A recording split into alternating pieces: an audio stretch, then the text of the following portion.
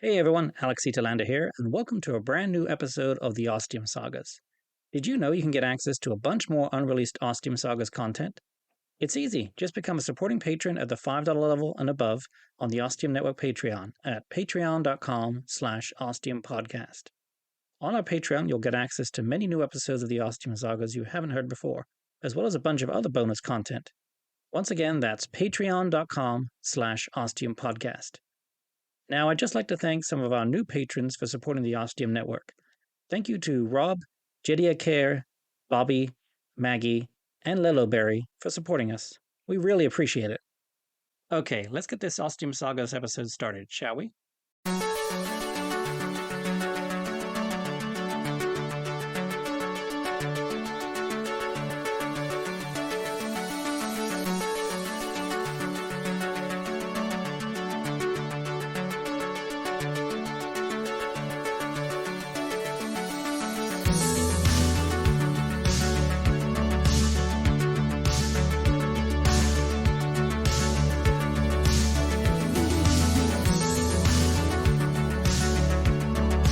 The Ostium Sagas.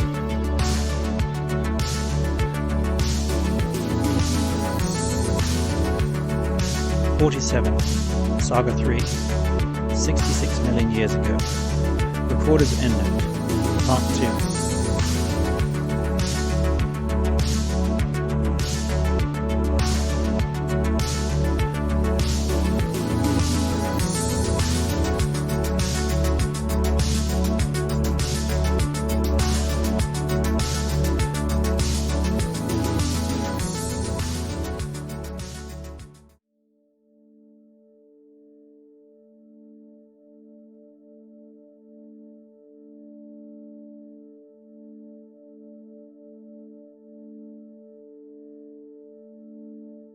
To Steve Chase at hotmail.com, from L. Harcourt at marquette.edu. Subject: Oh my. Dear Steve, I repeat and emphasize my subject header. Oh my. If this were a visual message and I was able to send gifts to you, the one I would choose would be the renowned Star Wars actor George Takei, speaking these words as he is wont to do upon seeing something surprising. Although surprise does not begin to cover what you have revealed to me, I thank you for your effort in introducing yourself and allowing the both of us to become more familiar with each other. If you had begun your initial message with these astounding revelations, I should have thought you quite made, or perhaps someone looking to infiltrate the Conclave in the Ostium Sagas for more sordid reason, or perhaps thirdly for some grandiose reason that I cannot fathom at the moment. Suffice to say, I would not have believed you, and would have instantly deleted the message and thought no more on the matter. Upon listening to each of your responses, the next perhaps more shocking than the last, I wondered if this was even something I should show the Conclave, due to their revelatory nature.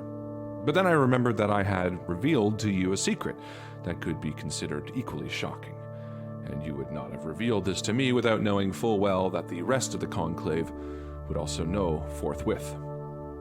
If you had asked me to keep those matters in confidence, you would have emphatically stated it so.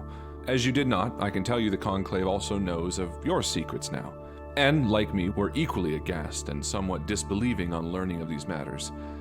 But then, after some time, have come to understand and accept what you have revealed. I feel a plethora of questions jumping to the edge of my tongue, but will instead choose to be gracious. How I should like to hold an open conversation with you to speed things along instead of this cumbersome back and forth.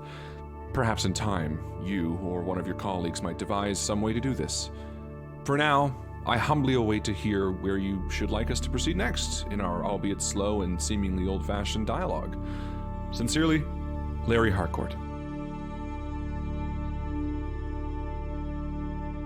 Well, I'm glad my big revelations were taken as well as could be hoped by the Conclave, and that it didn't start some schism within the secret group, or freak them out so much that they wouldn't let Harcourt talk to me anymore. I was thinking this a bit right after I sent that message.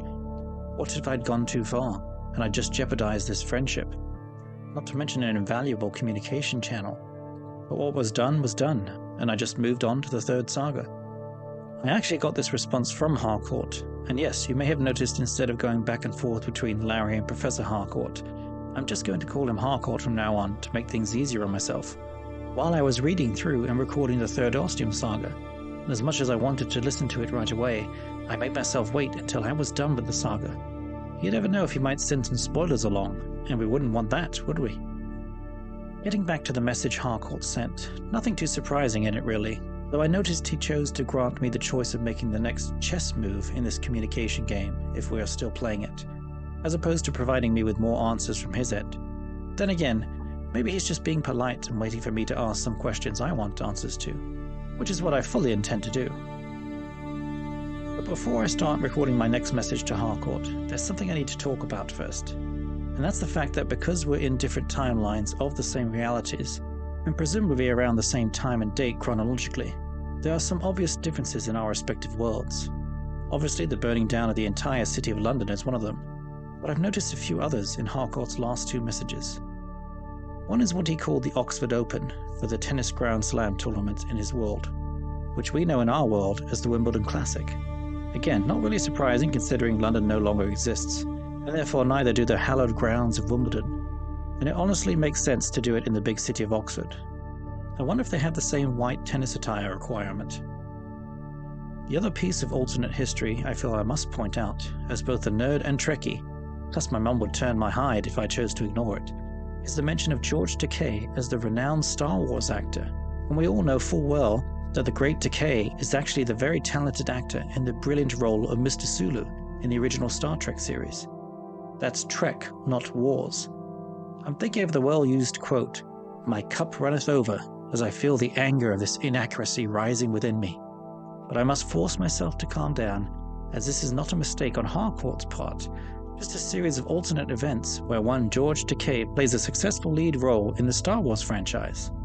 As to which one, Luke, Han, Chewie, or even bloody Princess Leia for all I know, I'm really dying to find out, but I'm going to have to find a clever way to work the question into the next message.